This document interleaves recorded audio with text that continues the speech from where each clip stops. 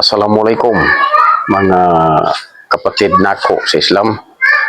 Maayong gabi sa mga kapatid nako nga mga Kristiyan. Saba-saba na po to sa atong YouTube. Ang atong pagsaba-saba taman sa akong i-upload sa YouTube naagi na siya kuan makahatag ninyo og pagtulunan. Dili ni nga mag-YouTube lang ko sulay kwenta. Ang atong content po karon kini ang mga tao nga kusog mo ana sa kapwa. Undangan na ninyo, dili na maayo. Dili na to hawak ang atong pagkatao. Dili na to hawak ang kalibutan. Dili na to control ang kalibutan. Wala kay katungod na mulok dahon sa tao. Kay kana nga tao pobre, kana nga tao ay grado, kana nga tao ay trabaho. Ayaw, mali din na tuo lang mo sa ako. Kay akong kinabuhi sa una, gikaminusan ko. Hantod niabot ang time, nagamitan ko sa mga dagko nga mga mamang, dili basta-basta. Mga general sa PNP Army. Niabot ang point nga maron kog si kinsa, di ko kailag pobre. Langit na ko sa binugoy ng istoryahan. Nabagsak ko sa lupa. Luoy kayo ang akong giagian.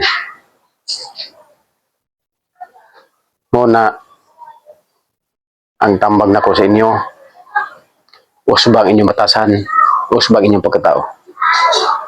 Wala mo'y katungod, wala tay katungod na makaminos sa kapwa.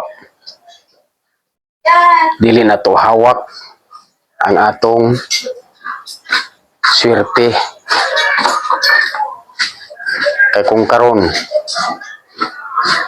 ikaw napasalupa nagkamang, wag ka kabalo.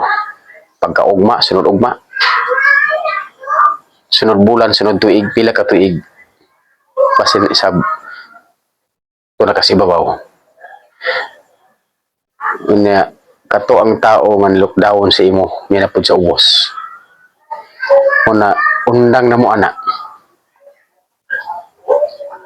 Kay ako istrihan ta mo ha. Gikaminusan ko. Ngano? Kay Muslim ko. Pag Muslim, pranggahan ta mong istorya. Ana na sa uban nga Christian. Gikan ko diha. Sa Christian pa ko, muana gi kog Muslim. Kay abi na ko ang Muslim kung demonyo. Abi na ko ang Muslim inosente o ignorante. Mo to hitabo na pagbalik Islam na ko, alhamdulillah, di kaminusan ko. Ang tao nga akong giayo, gihimo kong demonyo. Ang akong papa, akong mga gisuon, ako mga parente, nakatilaw sa akong salbahis kanhi. Pero ang dili na ko igunsa, nakatilaw sa akong kaayo. Niabot ang point nga nagbalik Islam ko, gikontrahan ko. Kay Muslim na ko, salbahis na ko. Karon, niabot ang time.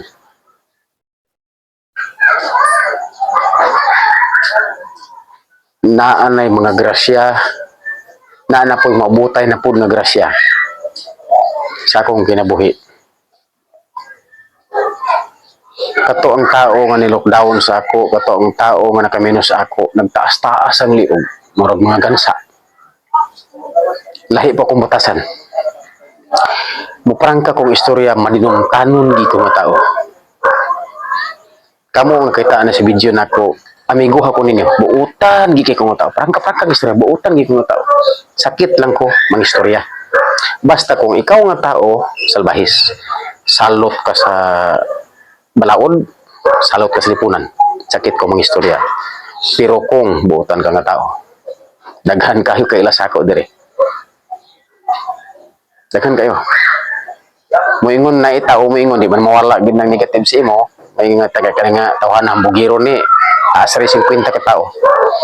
Pero moingon nga kani nga tao buutan ni 1,000 ka pin. Kaya na ako'y mga grasya panghatag sa mga tao nga palihim. Ngano, ang inyong Biblia, mismo ang inyong Diyos na ingon si Jesus, nga kung naghatag ang imong tuong kamot sa grasya, ayaw pahibala ang imong wala nga kamot. Sambingay na. Kung taas kag IQ, kasabot ka pero wala ka di, ayaw na.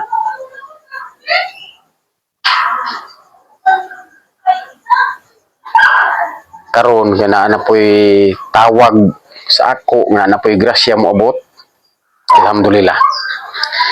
Daghan na sa kong tao matabangan. Kamo ang mga tao nga ni anak sa ako, ayaw na mo og asa pa nga maulian ko ninyo.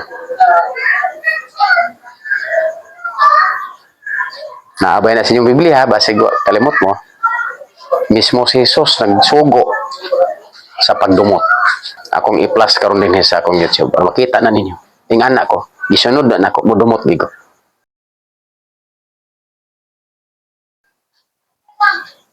Dili ko tao nga hambugiro. Di ko tao nga salbahis. Dili gani ko mo sigarilyo, di ko mo inom, di ko manugal. Samot nang siya wala ko ana. Kadimonyohan na nga buhat. Mininto si buutan yung mga tao. Maayo ko mga tao. Ang uban lang, in short lang, parang istorya, inyo lang kong itriador. Karon, time na ni karon, nadaghan na niabot sa ako ang grasya. Daghan pag ini, daghan pumabot sa ako ang grasya. Mo taas ang liog ninyo. Kung mangayo mo pasilo sa ako, pasiloon ka mo. Di harataman, dili na mabalik. Manabalik ko na po, undang na mo sa pagpakamino sa kapwa. Wala mo'y makuha na, makadaot na sa inyo. Irespeto ninyo ang kapwa tao. Muslim ka man, Krisyano ka man, pobre ka man, dato ka man. Ang pinakadabi sa tao, ang pagrespeto. Inubanan sa pag-ampo sa Diyos. Kato ang Diyos nga mo inagbuhat sa kalibutan. Sa mabasa ninyo sa Genesis 1:1. Na diha. Pero kung mag-ampo mo glain Diyos, inyo po na. Sige, salamat.